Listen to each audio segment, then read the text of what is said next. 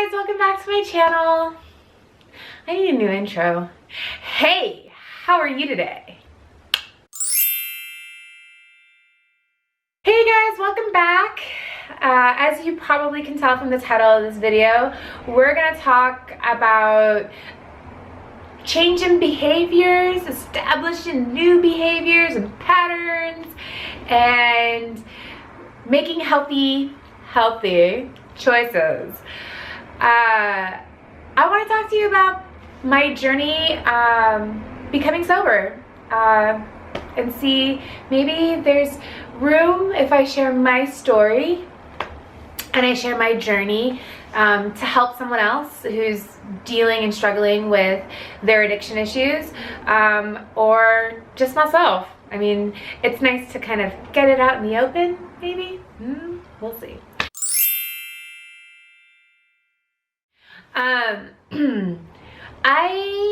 I'm someone who has to have control. I thrive on control. Control is like my thing. It's like, if I can make it my bitch, I will. And it's really hard for me when I can't control something, and the feelings of failure and being classified or considered a failure is something that I have a hard time coping with. And the reason why I'm talking about that as kind of an intro to talking about becoming sober is because I could never control my issues with alcohol. I used alcohol as a way to deal with things I didn't want to deal with, and kind of sweep it under the rug in a very nasty way for myself. And at some point around this time last year, I made the decision, after having experienced something pretty awful because of drinking, that made me decide it's time to stop. Like, actually legitimately stop. Not like halfway in, not like toeing it in, like sticking my toe into the frozen lake. Like, I jumped head on into it cold turkey.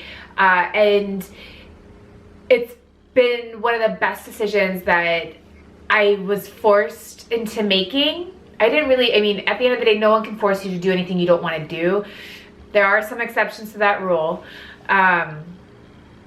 But I decided to actively participate in this and have it come from me and have it be something that I decided I wanted to do, and not have it be an ultimatum that a friend or a family member or my partner was going to give to me. Like, I realized, like, for myself, that it was no longer serving me.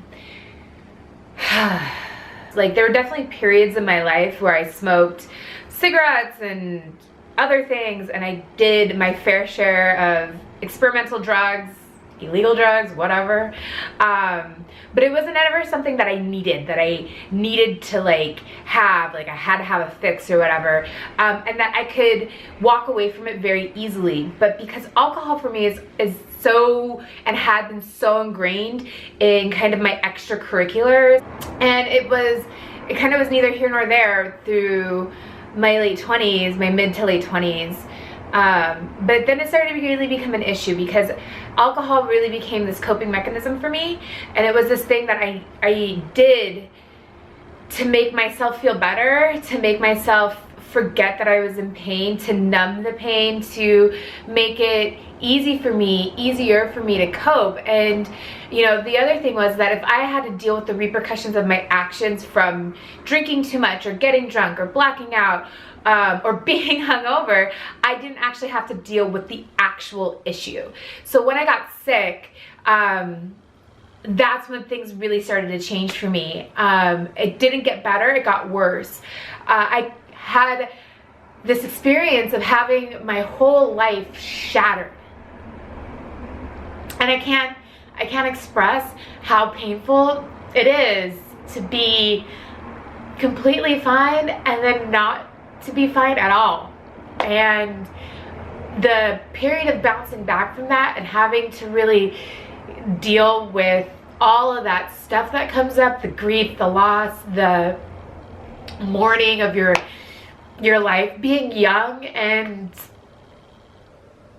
being and having your life turn out in a completely different way than you thought that it would.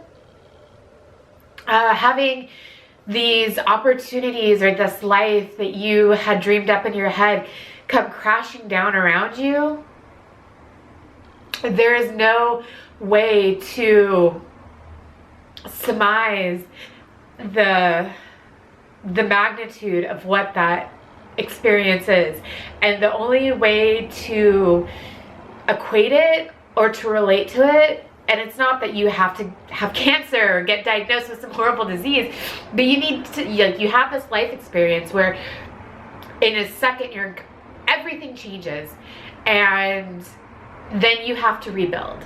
And you know, in the process of rebuilding, you make a lot of mistakes. I made a lot of mistakes about how I was going to cope and deal with all these other things that came out of my illness that I didn't think about, or that I didn't really realize were going to be issues. You know, 90% of the struggle with coping with being ill is the mental and emotional part of it. The physicality of being sick is one thing, and that in and of itself is very trying, but the emotional and the mental strain of constantly dealing with the same BS and constantly feeling the same thing and getting depressed and learning to name your depression, learning to cope and go through the stages of grief and all these different things, these huge things that are really, I mean, anybody, everyone who's dealt with some kind of great loss or really challenging obstacle or period in their life can relate to that. And we all kind of take it out on ourselves in our own way, or we find something that allows us to deal, whether it's positive or negative. And so the way that I dealt with it was through alcohol and through drinking and making really poor decisions and basically giving my whole life a big F you. Like, I basically was just like, fuck this.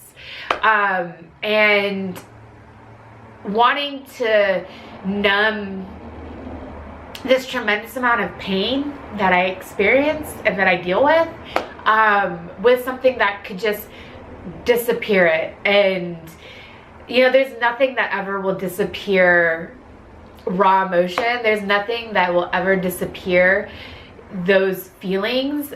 They will lie in your underbelly for however long they need to until they manifest in your subconscious, or they manifest in some other kind of physical ailment, or they manifest in really, really self-destructive behavior. And so I went through this period last year, at the beginning of last year, where I did some things that I was really ashamed of and I was really not proud of, and made that decision right then and there, after all was said and done, that from that moment forward, I was going to take back my onus, take back the responsibility and the culpability for my life, and say, you know what, it's just not worth it. And it wasn't worth it anymore. Like, there wasn't anything comparable in my life that was so worth losing that alcohol could ever replace. Like, alcohol like manifested for me and like basically like this, like the destruction of my world. And there was no relationship or work or personal like stuff that was worth risking when risking for a drink. You know, like in the grand scheme of things, like that, there was nothing there that was worth risking that to me.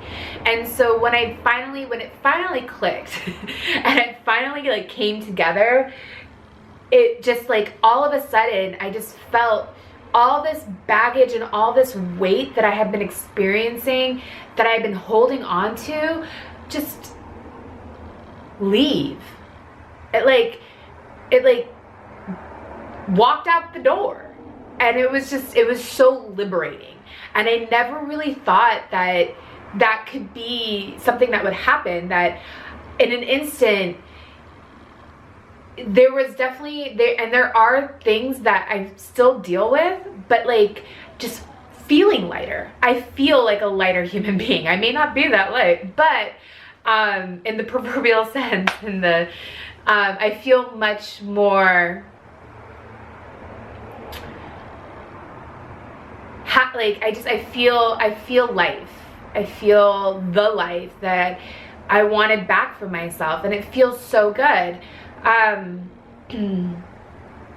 You know, one of the things that came out of all of this for me was I realized and I recognized, and it didn't really click until the end of last year, that I didn't want to hurt myself anymore, and that was really kind of the precipice for alcohol. It was like, it made me feel so good at the time, but then it made me feel so bad, and then I was so ashamed of my behavior, of what I could and couldn't remember, of not being able to control myself, of not being able to keep my shiz together, you know. And that was something that for me was really difficult too, because here I am working in this industry where it's socially acceptable. I live in a country and a society where it's so socially acceptable, and I couldn't keep my crap together. And now to this day, even like when I'm around people who are drinking, when I see it on TV, it's like watching this horrible train wreck, and it just makes me so uncomfortable, because here we are, we feed into it, and we're like, yeah, like let's watch these housewives get completely messed up and fight with each other.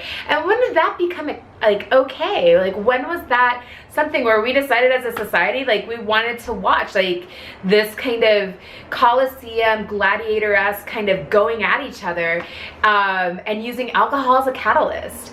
And not to say like drinking is bad. Like everybody can do their own thing, and alcohol for me is just a choice that I've made that no longer serves me. And when I decided to let go of things that no longer were serving me in a positive way, that made me feel better about who I am and made my life better and improved my day-to-day existence, that improved the quality of my lifestyle and my livelihood and my life, then it was just like very clear decision to just let it go. Making the decision to stop drinking was a huge decision, but it didn't make all the other stuff that I was using alcohol to numb go away. And so I had to figure out for me, like, okay, I need to find other ways of dealing with all this stuff that isn't going to make me feel worse, and that's going to allow me a positive outlet to express myself,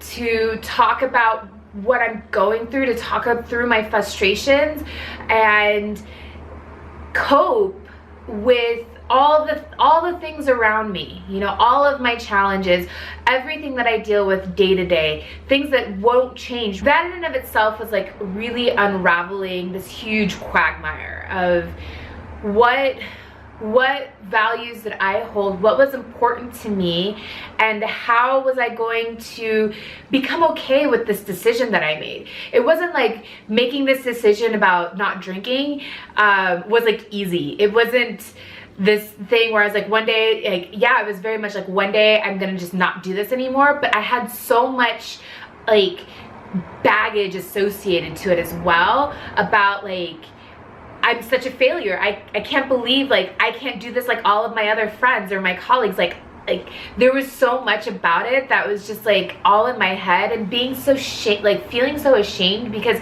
I had all of this reinforcement about like, well, anybody can drink and it's fine, and like you should be able to drink because society says that it's fine, but recognizing for myself that wasn't okay, and getting to a place where I could finally comfortably, especially with my family and like the people that I held really close, and my beloveds, and finally being able to say to them like, I don't do this anymore, and not have it be like this weird stigma that's associated to not drinking. And that's something that I've noticed as well, like being on the flip side of this and being a sober individual, like there's so much stigma about how you're not fun, or you're not this, or you're not that, because you're not gonna pick up the bottle and, you know, do a shot or have a glass of wine, or you're going to be like the legit designated driver. And like as someone who practices their sobriety every day and who makes an active choice to stay sober every day, it's really shitty when people make you feel bad about a really good decision, because it's such a positive thing. Sobriety is so positive. It is not something to be ashamed about. It's not something that you're not fun anymore, that you are actually making a really legitimate good decision for you and for your life. And I had so many people in my world who shamed me in making me feel bad because I didn't want to partake. And that to me just makes me feel so sad, because I shouldn't feel bad for doing something that's super positive. I shouldn't feel bad and shouldn't be mocked for making a choice to live my life in a way that brings me love and light and happiness and joy and positivity. It's so weird that we as a group do this to our fellow, our fellow man. It baffles my mind.